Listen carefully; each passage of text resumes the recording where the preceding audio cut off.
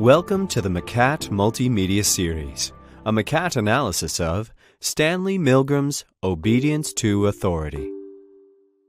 How far are ordinary people willing to go when they are ordered to by people in authority?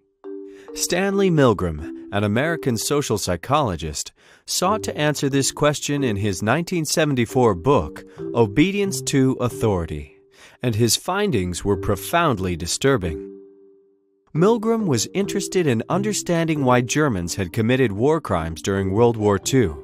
He planned his experiments in the early 1960s, at a time when trials of Nazi war criminals were in the news. One aim was to discover whether the reason many of the accused Germans gave to explain their actions, that they believed they had to follow orders, was credible. Milgram conducted a number of studies, but all involved a lab-coated experimenter telling a participant to administer increasingly painful electric shocks to test subjects whenever questions were answered incorrectly. The electric shocks were fake, and the people receiving them were actors, but the people administering the shocks were led to believe the situation was real. Milgram found that 2/3 of his participants were willing to inflict severe and even apparently lethal shocks when told to do so, even though they could hear the test subject screaming in agony in the next room.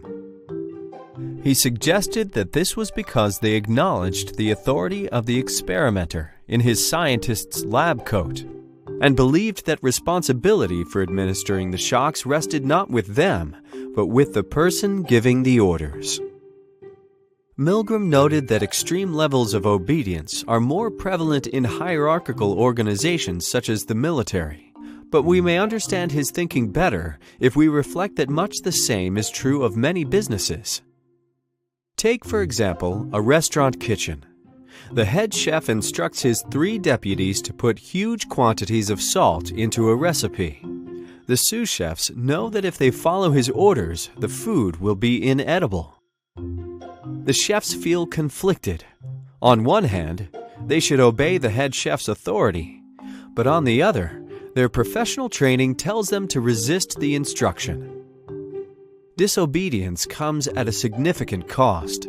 The sous chefs might anger the head chef and could even be fired.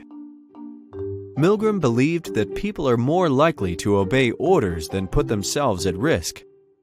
His experiments also suggest that when people recognize that their superiors have a moral right to be in positions of authority, they put their own morals and ideals to one side.